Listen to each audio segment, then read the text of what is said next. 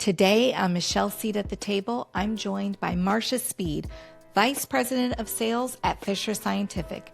Marsha has over 30 years of experience leading and building teams. We're jumping into the art of negotiation. Be sure to come back next week for part 2. Pull up a chair.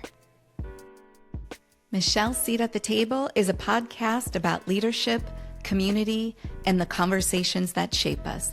This is a space for those navigating the complexities of leading teams and building communities.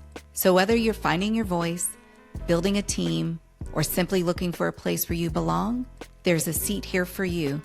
Pull up a chair and join me, your host, Michelle Radney, at the table. Hi, Marsha. Welcome to Michelle's Seat at the Table. Thank you, Michelle. Nice to be here. Appreciate the invite. I've been really looking forward to this conversation. So today we're going to get into the art of negotiation.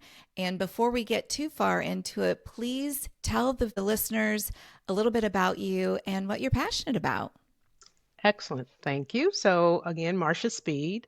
I am a wife, mother, and passionate about financial literacy and leadership. Excited for the opportunity to kind of share a little bit more around financial literacy that's in regards to negotiation. From a professional standpoint, I've always wanted skills that remain relevant. And if you know anything about finance, it's in every aspect of our lives, personally and in business. Yeah, such a great point. And especially when you think about what we teach to others, what we teach to our kids, the people who are around us as well.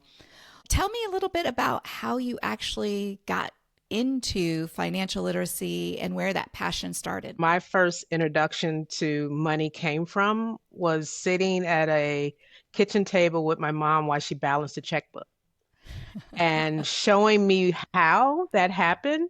But there was, in our households growing up, there wasn't a lot of conversation about money. So when you step out into life and you're on a college campus and they're throwing credit card applications at you and you're getting more and more in debt, and then you're trying to find that career that manages that debt as opposed to that career that flourishes and builds wealth that you can pass on. So for me, it was learning the hard way and then ensuring from that point that those that needed that guidance, or even if they didn't need it, they would receive it, because we didn't get that in school. I didn't get it at home even. As I was thinking about the conversation we would have today and doing some of my own research, one of the things, and you and I've talked about this, people feel uncomfortable when it comes to negotiation. So whether it's salary or otherwise, why do you think that negotiating is still taboo or something that makes people uncomfortable? I say it in probably the number one fear is losing that offer, especially if they really want the job. Sometimes we're just thankful for the opportunity. They recognize us, they want to pay us, and fine, we want to take the offer. So I think that is one of the number one things. And then you don't want to be perceived as difficult or ungrateful, being too assertive. Women are sometimes thought of being agreeable all the time and building and focusing on relationships. So again, it doesn't lend itself to feel comfortable in that space. Definitely, if we don't feel that our ask will be perceived as reasonable, then we don't know, because we don't have the market intelligence. So we kind of shy away. We want to take the offer and we'll figure it out later. You talked about women wanting to be more agreeable, or even when you turn that over, not wanting to be seen as too assertive. I know that the research shows that men ask or men negotiate more often than women do. But what are some of the reasons behind the differences in gender when it comes to negotiating? If you look at men, typically they're assertive, they're competitive, they're self-promoting. In some ways, we are not always, as women, in those spaces or feel comfortable in those spaces. If you think about it, men can say, hey, I can do the job, and they may have one of the 10 skills necessary. We want to have all 9 and maybe the 10th before we feel comfortable to say we're there and we're valuable to this role, whereas that's not the case necessarily in men. Do you think it's a skill of selling versus negotiating? I think it's more of a self-awareness and understanding and being comfortable in how you value your skills. Um, Ooh, you know, unpack that a little bit more. so if you think about just for shoes, I got red bottoms on. I know how much I pay for them. Boom, you can't tell me anything about my Uh-huh. shoes.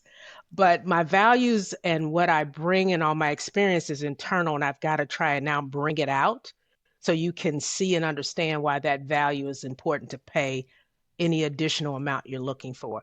I have to understand what that company or what that person in front of me values. So if they're saying, hey, I need to bring this skill to my team.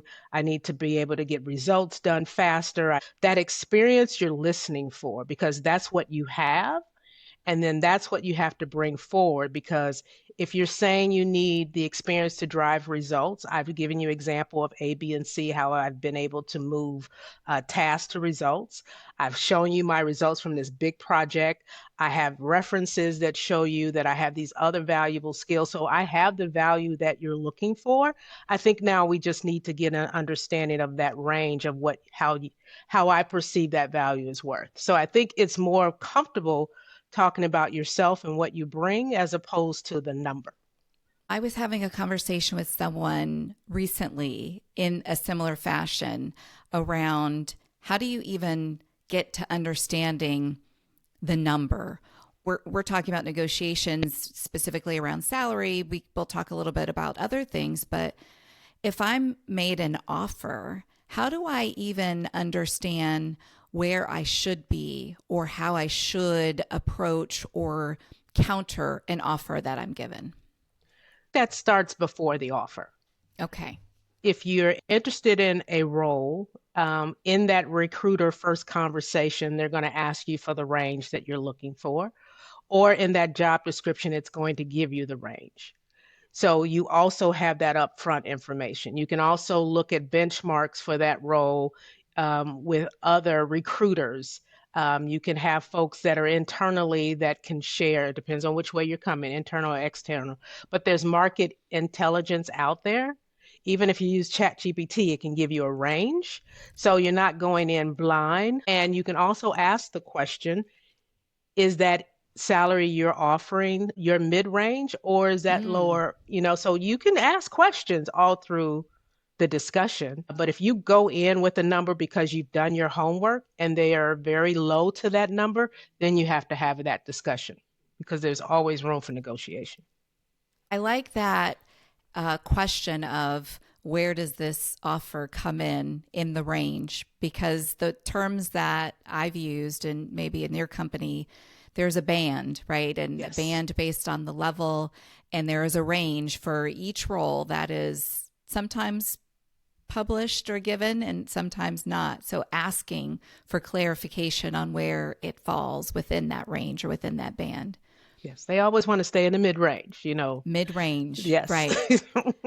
Which is always an interesting place particularly if you feel like you're coming in above the requirements for a role. So to be said, we're coming right in the middle for this particular offer. Based on your experience, because I know you have a number of years when it comes to not just salary offers and negotiation, but also in the work that you do, doing negotiations with clients and with customers. What do you think is the biggest mistake that people make when they start that conversation? The biggest mistake is that we don't ask questions. We automatically feel oh, that's not what I'm looking for. How dare you lowball me? And you start asking, Mm-hmm. as opposed to stopping and asking the questions on how they got to that position. You What are know, some of those questions that people should think about asking?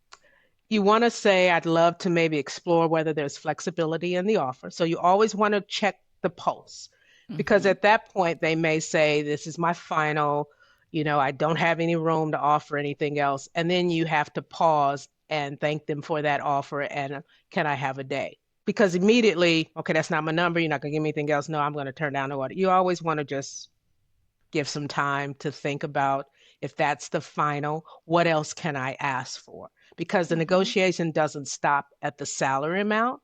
Is there additional PTO? Is there stock options? Is there a signing bonus? There's other things you can ask for outside of the salary that I don't think we stop and really consider when we don't hear the number we're looking for. What I heard really clearly also that you said is asking for time, because I think some people also feel like they've made this offer, now they need a decision right now. So Yes. you can ask for, that should be part of the negotiation, right? Ask Yes. for a day or 2 days or whatever that might be, to be able to then do additional research if you want to go back on that offer. Yes. Even if you hear all the numbers you want, even if, okay, great, they came over my asking, you still Yes. take that time and I'd you like to consider consider that. this offer. Yes. Yes. 'Cause if Don't you give it all jump at away. it, exactly. They could have been ready to give you something else had you paused. Or, if you can't give them an answer, are there other things you had in mind? Is there something I missed that you were looking for? They become curious if you ask for time, because then you're hearing that there's more on the table. There's always something more on the table. Yes. Yes. I was reading an article about negotiating. Part of it was it's more than money. And one of the things that they were pointing out, you mentioned, are there stock options or any other incentives, signing bonuses, but also around flexibility? Maybe it's more time off. Maybe it is a flexible work arrangement. Mhm. Maybe you're a caretaker for a child or a parent, and that's a part of what you can ask for. The other thing is professional development, asking for support to take time off of work for learning or going to conferences. Are there other things that you would recommend as we're thinking about what else could I ask for? There's another part that sometimes we don't ask for. It's around that performance review. Mm, Typically, folks want to be enrolled. I'm going to show you I was worth it for a year, but maybe you ask for a 6-month review that could have a salary adjustment at that time. So that's something else to think about, because you're bringing the skills, especially if you're performing right away. Why do I have to give you 12 months?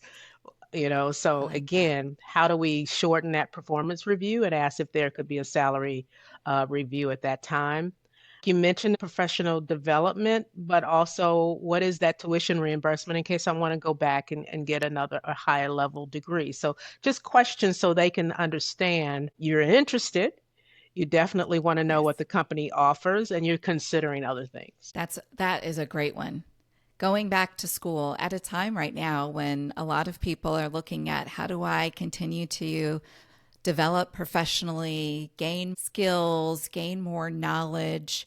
And AI is a big one right now. And so, Mhm. how do you continue to sharpen and learn more about topics that are in your field for your development as well? If someone is earlier in their career and they're walking in on a salary negotiation or a job offer, is there something different that you would recommend for somebody who is just starting? For those that are just starting, I think they have their priorities. And sometimes those priorities could be material. I got my rent to pay.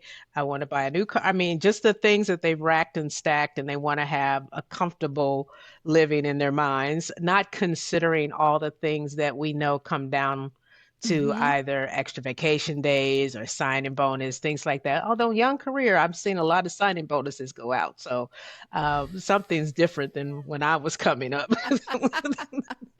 Um, but I think just things that they should think about. What does the market say about the position with my skills? Do I know my value?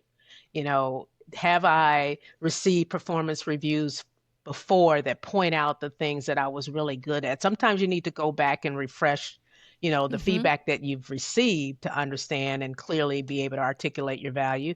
But again, just knowing the experience, what you've gained, and what you're bringing to the organization. One of the things I always tell people, especially as I was going through my career journey, because I would move to a different role every 2 to 3 years. And that role I was going to was going to benefit from that experience from those other roles. Mm-hmm. So I did not leave those on the table. So again, you're going to get this. I'm going to ramp up faster. I understand more. So that is another reason that my value is probably beyond what you're offering me right now. So Mm-hmm. that cross-functional skills, those cross-functional experiences that you have, they're going to benefit from that. 100%. And when you're able to articulate that Yes, is what makes the difference. I am definitely. interested in, because I know you've done this a lot. Can you give us an example of how this has played out? A make-believe example of a negotiation that's happened and how someone might come to the table. First of all, once you get the offer, be quiet. Be sure to tune back in next week to hear part 2 of The Art of Negotiation with my guest, Marsha Speed.